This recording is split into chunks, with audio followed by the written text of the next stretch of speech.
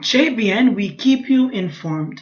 Coming up in the news today, latest crime stats show 29% reduction in murders for first 5 weeks of 2019. Cops probing Grandspend Health Center racket.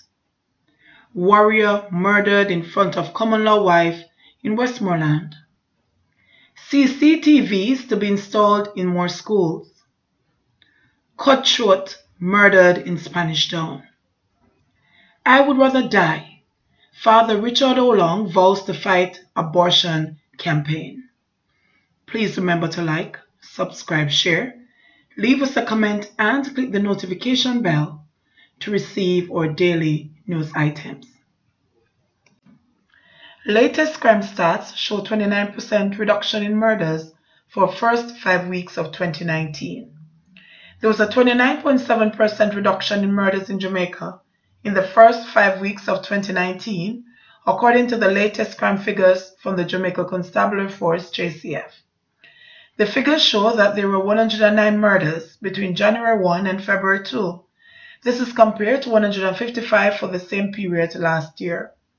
The same figures also show a reduction in the other categories of major crimes on the island. The number of shootings reduced by 17% to 112 when compared with last year. Incidents of rape declined significantly from 57 last year to 27 this year, while the number of aggravated assaults reduced from 32 last year to 20 this year. The downward trajectory continued for crimes classified as accusatory crimes. There was a 15.3% reduction in robberies between January 1 and February 2, while the number of break-ins and larceny went down by 29.6% and 5.3% respectively. The overall reduction in murders is reflected in the statistics for all police divisions across the island, except in Portland and Manchester. In Portland, 2 persons have been killed so far this year, compared with 1 during the same period last year.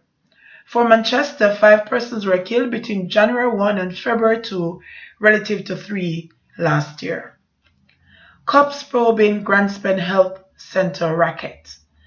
As corrupt practices at public sector entities continue to surface, Justice Minister Delroy Chuck is calling on Jamaicans to report such cases to the relevant authorities. The call came amid revelations made by Chuck that the police are probing allegations of corruption and collusion at the Edna Manley Health Center in Grandspend within its own Northeast St. Andrew constituency.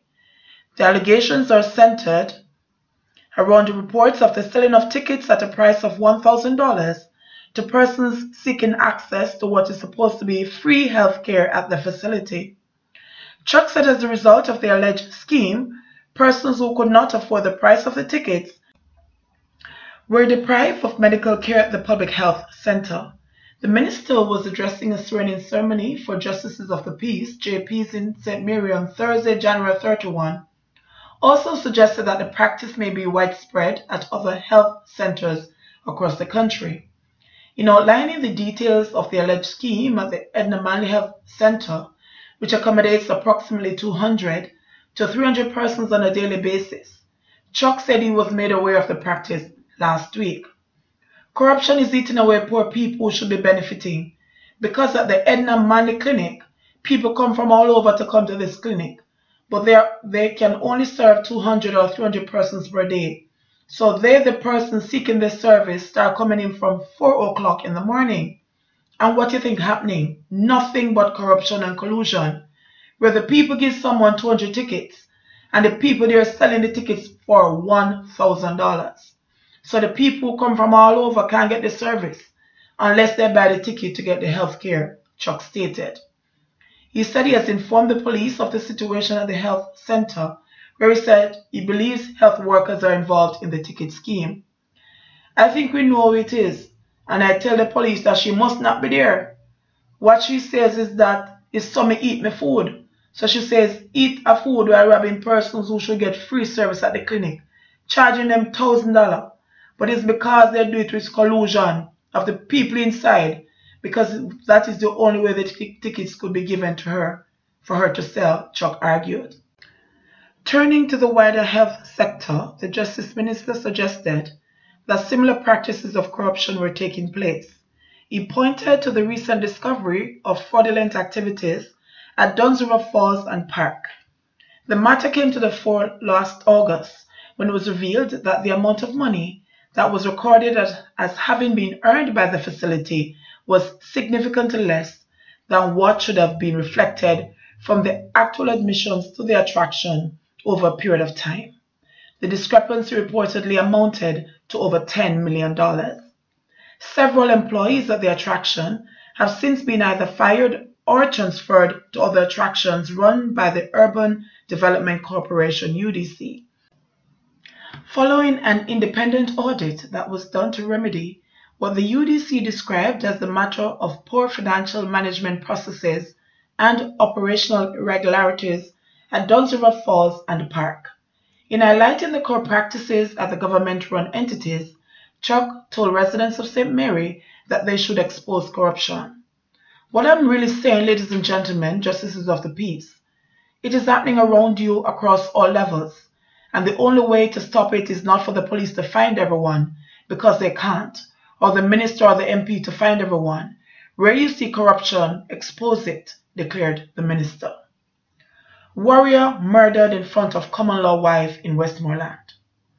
31-year-old Aldane Clark, otherwise called Warrior, a laborer of Aldley district in Bluefields Westmoreland, was shot and killed in the presence of his common-law wife by a lone gunman on Friday night, February 1st.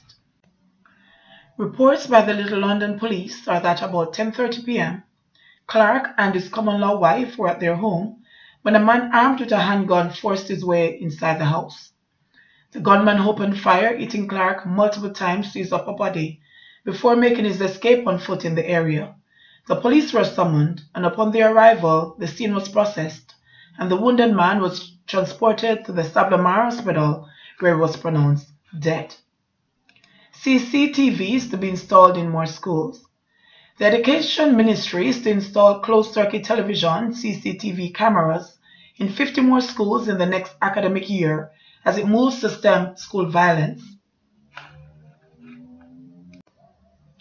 Making his State of the Nation presentation in the Senate yesterday, Education Minister Roel Reid said 5 schools were able to benefit from the CCTV in Schools initiative through the support of the USAID. He said under that program, 250 handheld metal detectors and 15 walk-through detectors have been delivered to more than 150 schools to date. He added that the Safety and Security in Schools unit continues to work with the schools to ensure that the safety and security committees are active. Cutthroat murdered in Spanish Town. 25-year-old O'Dane Bennett, otherwise called Cutthroat, of Torspen, Spanish Town in St. Catherine, was discovered shot to death at the intersection of Hellis and White and Church Street in Spanish Town on Friday, February 1st. Reports by the Spanish Town police are that about 6:55 a.m. on Friday, motorists stumbled upon Bennett's body lying along the roadway in a pool of blood and summoned the police. Upon the arrival of the lawmen, the body was discovered with multiple gunshot wounds. The victim was transported to the hospital where he was pronounced dead. I would rather die. Father Richard Olong vows to fight abortion campaign. Catholic priest Father Richard Olong says he is prepared to pay the ultimate price in the fight to prevent the legalization of abortion in Jamaica. Jamaica's parliament is considering the matter of legalizing abortion, but Olong and other members of the church community have been steadfast that abortion is tantamount to murder. I prefer to die than the future of our country be eliminated and be killed.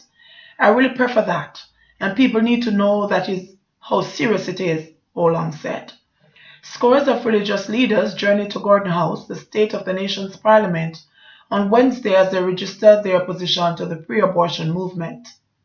West Rural St. Andrew Member of Parliament Juliet Cuthbert Finn had brought a motion to Parliament calling for a review of the abortion law. A parliamentary committee is now considering the proposal. Olong, who was among those who turned up at Gordon House, said big money is behind the abortion push. Once I heard this matter of abortion being pushed, I know you're talking about very, very big money.